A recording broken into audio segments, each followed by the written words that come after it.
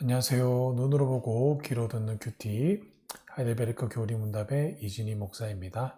자, 오늘은 30문답에 대해서 시작해 보도록 하겠습니다. 30문답입니다.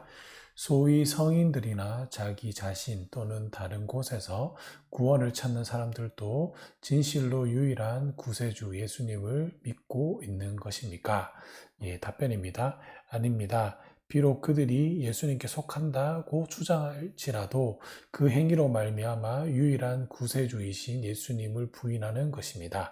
그렇다면 예수님이 완전한 구세주가 아니든지 참된 신앙으로 예수님을 영접한 사람이 자신의 구원에 필요한 모든 것을 그 안에서 받아 누리든지 둘 중에 하나입니다. 라고 답변하고 있습니다. 우리가 먼저 30문답을 보기 전에 우리가 29문답에 보시면 예수라는 이름의 의미를 묻는 질문으로 시작하고 있고요. 이것에 대해서 연속적으로 30문답을 이어가고 있는데요. 제가 29문답을 조금 살펴보시면 예수라는 이름의 의미를 묻고 있는데 이 질문이 이미 예수, 곧 구주라고 말하면서 예수라는 이름의 의미를 우리에게 다시 알려주고 있습니다. 구주란 말 그대로 구원하시는 주님을 의미하고 있습니다. 그러니까 질문에서 이미 예수라는 이름의 의미가 바로 구원하시는 주님이라고 말하고 있다는 것입니다. 그렇다면 이 예수라는 이름의 의미는 무엇일까요?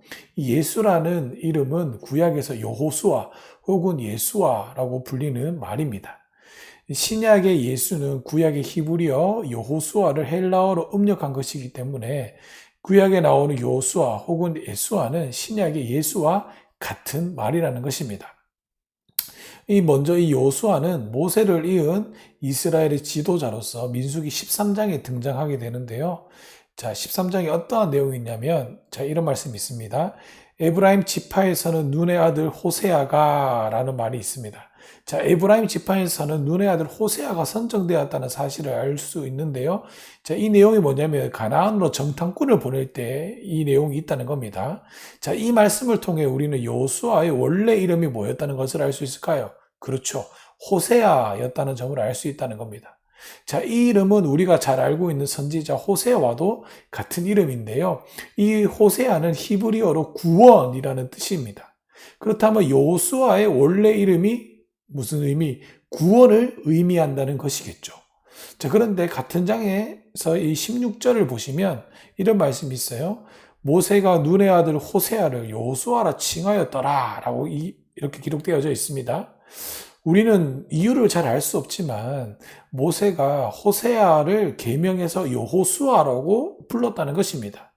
자, 이 호세아의 새로운 이름은 여호수아인데, 자, 호세아 앞에 야훼를 의미하는 접두사 야를 붙인 겁니다. 그러니까 그냥 야가 붙었을 때는 여호와는 구원이시다라는 것을 뜻하게 된다는 겁니다.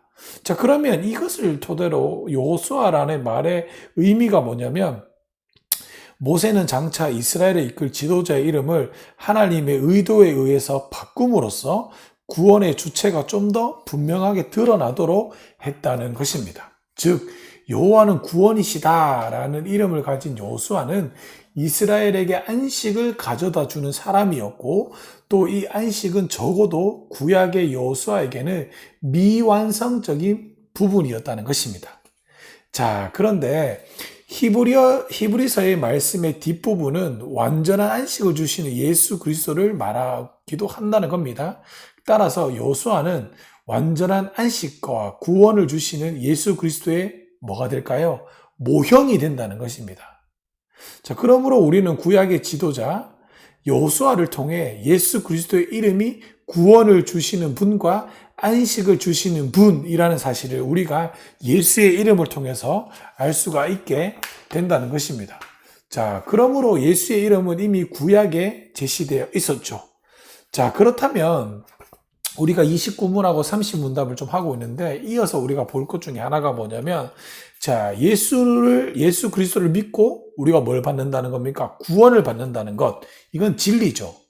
하지만 우리는 이것으로 완벽하게 설명되는 것이 아님을 우리가 한 가지만 알아야 된다는 건데요. 뭐냐면 하나님은 자신의 영광이 아무에게나 돌려지는 것을 원치 않으시기 때문에 이 구원에 대해 온전히 아는 것은 예수 그리스도께서 우리를 구원하신다는 사실뿐만 아니라 예수 그리스도만 중요해요. 예수 그리스도만 우리를 구원하시는 데까지 이르러 한다는 겁니다.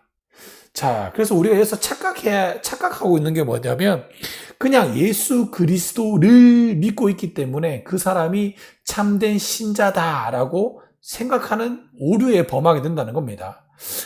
근데 성경이 가르치는 참된 신앙은 단지 예수 그리스도를 믿고 아는 것만 말하지 않습니다. 성경이 말하고 가르치는 참된 신앙은 오직 예수 그리스도만 믿는 것을 강조하고 있다는 것입니다. 자, 그게 이어서 그래서 나오는 게 오늘 30문답입니다. 이 30문답은 예수 그리스도를 믿는 것과 예수 그리스도만 믿는 것의 차이점에 방점을 찍고 있다는 겁니다. 자, 그래서 여기에 보면, 자, 여러분도 한번 생각해 보세요. 여러분들도 있잖아요. 자신의 업적에 있어서 다른 사람이 이 업적을 가져간다면 굉장히 불쾌함을 느낍니다. 이거 하나님도 마찬가지예요. 하나님은 예수 그리스도만을 통해서 구원받도록 예정하셨는데 이걸 예수 말고 다른 데서 구원받을 수 있다라고 이야기하면 하나님이 정해놓은 방식에서 어긋나기 때문에 하나님이 굉장히 불편해하고 어색해한다는 것을 알아야 한다는 겁니다. 자, 그래서 그러면 이 30문답이 왜 붙었냐? 이 30문답에 보면 소위 성인들. 자, 우리는 지금 이게 잘 이해가 안 돼요. 하지만 하이델베르크가 만들어졌던 그 시대에 보면 이걸 누구를 대상으로 이야기하고 있냐면 카톨릭을 대상으로 이야기하고 있다는 겁니다. 카톨릭은 많은 성인들을 숭배했다는 겁니다. 자, 그래서 어떤 사람들은 무슨 일이 있었냐면 건축가들의 성인은 성 토마스라고 해서 기념일이 12월 21일, 운동선수들의 성인인 성 세바스찬의 기념일은 1월 20일, 성인들 중에서 빵 굽는 사람들의 성인인 성 엘리자베스도 있었고, 정원사들의 성인인 성 도로시도 있었고, 심지어 거지들의 성인인 성 알렉시우스도 있었다는 겁니다. 그러니까 성인들을 엄청 많이 뒀다는 거예요. 왜 이렇게 많이 뒀냐면 내가 직접적으로 하나님과 1대1로 관계 갖기는 불편하다는 겁니다. 그러니까는 이 성인을 통해서 조금 겸손을 나타내고자 했다는 거죠. 그래서 이게 착각했다는 것 중에 하나인데요. 이게 또 하나 현재에서 우리에게 문제가 되는 게 뭐냐면 이게 펠라기우스주의나 반펠라기우스주의, 아르미니우스주의에도 연관이 된다는 겁니다. 자, 이게 뭐냐면 우리는 지금 뭐 성인을 숭배하지 않으니까 이게 잘 와닿지 않는데 지금 우리 현재 시대에서 문제가 되는 건 뭐냐면 구원을 자기 자신에서 찾을 수가 있다는 겁니다. 이 말이 뭐냐면 자기 자신에서 구원과 복을 찾는 사람들은 대개 자신들의 행위, 즉 열심히 신앙생활하는 것, 헌금을 많이 하는 것, 금식을 하는 것, 기도를 하는 것, 교회 일을 열심히 돌보는 것 등을 통해서 자신에게 구원의 은덕이 임한다고 생각하고 그것을 확인하려고 든다는 겁니다. 그러나 이 모든 것들이 사실은 주님을 제대로 믿지 않는 것들에 의해서 나타나는 영향이라고 말할 수가 있다는 것입니다. 그래서 하이델베르크 교리문답은 이렇게 자신의 구원과 복을 성인이나 자기 자신 혹은 다른 데서 찾는 이들이 구주 예수 그리스도를 믿는지를 묻고 있는 겁니다. 이 질문은 예수 그리스도만 믿지 않고 예수 그리스도를 믿는 것도 신앙인지를 묻고 있다는 겁니다. 이게 중요한 거예요. 다른 방법도 방법이다라고 말하는 것은 그리스도께서 구주가 아니시다라고 말하는 것과 똑같다는 겁니다. 자, 오늘 시간을 좀 많이 갔는데요.